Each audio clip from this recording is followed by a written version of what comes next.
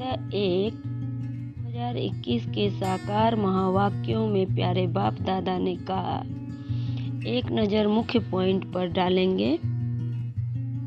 पहला, जो बाप पढ़ाते हैं यह पढ़ाई फिर 5000 वर्ष बाद मिलेगी।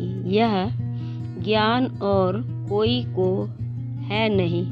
मुख्य हुआ बाप का परिचय। फिर यह भी समझाना है हम सब भाई भाई हैं। सारी दुनिया की जो भी आत्माएं हैं आप सब आपस में भाई भाई हैं। दूसरा पॉइंट में बाबा ने कहा, यह है ही पतित भिखारी भ्रष्टाचारी रावण की दुनिया।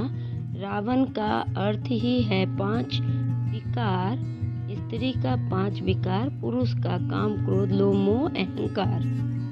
इसके छोटे छोटे बाल बच्चे ईर्ष्या द्वेष घृणा पाप अलबेलापन आलस। बाबा बहुत सिंपल रीति समझाते हैं, तुम भी ऐसे समझा सकते हो। तो पहले यह समझाओ कि हम आत्माओं का वह बाप है, हम सब ब्रदर्स हैं। पूछो यह ठीक है, लिखो हम सब भाई भाई हैं। फिर बाबा ने कहा हमारा बाप एक है, हम सब सोल्स का वह सुप्रीम सोल है, उनको फादर कहा जाता है। यह पक्का बुद्धि में बिठाओ तो सर्वव्यापी आदि पहले निकल जाए। अल्प पहले पढ़ना है, बोलो यह अच्छी रीति बैठ लिखो। आगे सर्वव्यापी कहता था, अब समझता हूँ कि सर्वव्यापी नहीं है।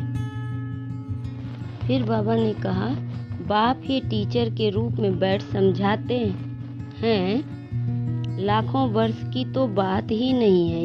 यह चक्र अनादि एक्यूरेट बनाया है, इसको जानना पड़े।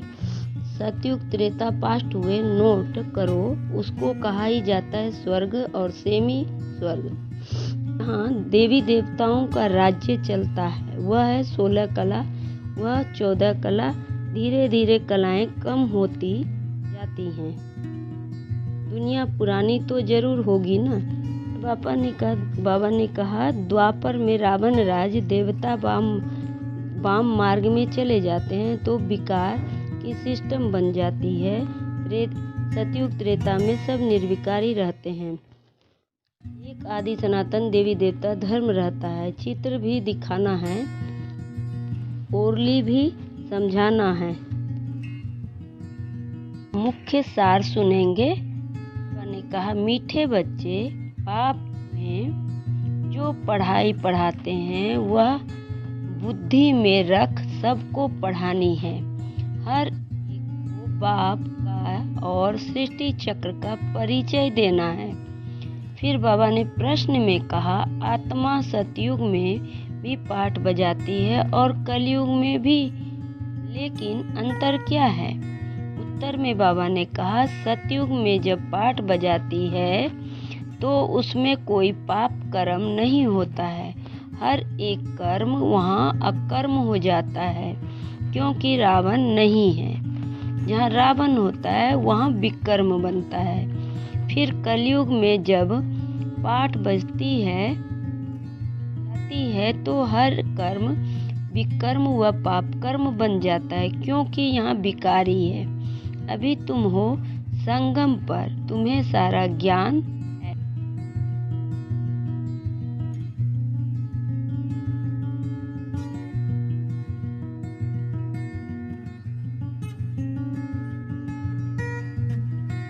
लास्ट में बाबा ने कहा सही देख के सब धर्म छोड़ अपने को आत्मा समझो, वापिस अपने घर जरूर जाना है। भक्ति मार्ग में कितनी मेहनत करते हैं भगवान पास जाने के लिए, वह है मुक्ति धाम, कर्म से मुक्त। हम इन कॉर्पोरियल दुनिया में जाकर बैठते हैं। धारी घर गया तो पाठ से मुक्त हुआ। जब चाहते हैं हम मुक्ति मोक्ष तो को मिल न सके। यह ड्रामा अनादि अविनाशी है।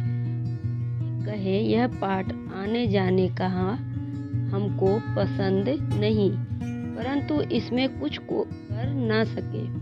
यह अनादि ड्रामा बना हुआ है, एक भी मोक्ष पा नहीं सकते।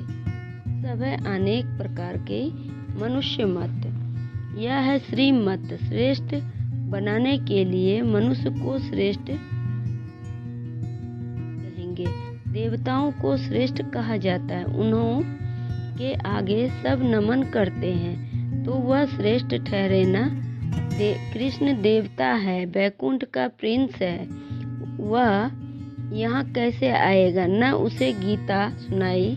शिव के आगे जाकर कहते हैं हमको मुक्ति दो, वह तो कभी जीवन मुक्त जीवन बंध में आते ही नहीं है, इसलिए उनको पुकारते हैं मुक्ति दो, जीवन मुक्ति भी वह देते हैं। अच्छा, मीठे मीठे सिकी लदे बच्चों प्रति माता पिता बाप दादा का याद प्यार और गुड मॉर्निंग।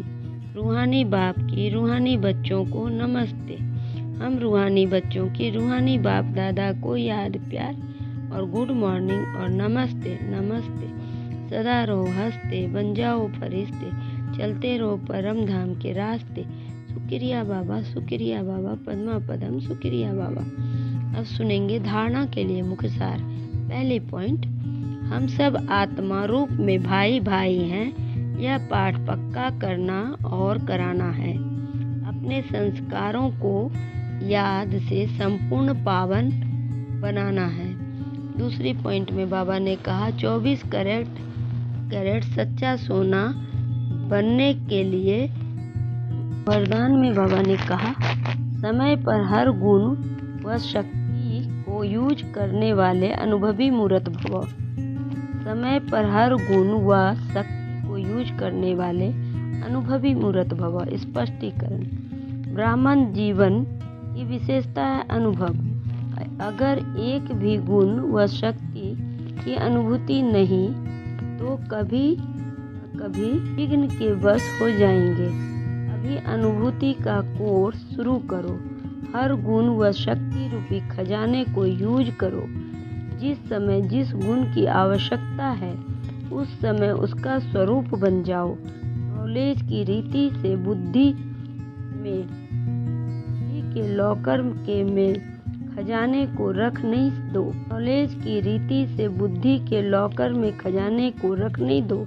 यूज करो, तब विजय बन सकेंगे और बाहर मैं का गीत सदा ही गाते रहेंगे। स्लोगन में बाबा ने कहा नाजुकपना के संकल्पों को समाप्त कर शक्तिशाली संकल्प रचने वाले डबल लाइट रहते हैं। नाजुकपना संकल्पों को समाप्त कर शक्तिशाली संकल्प रचने वाले ही डबल लाइट रहते हैं। ओम शांति, ओम शांति।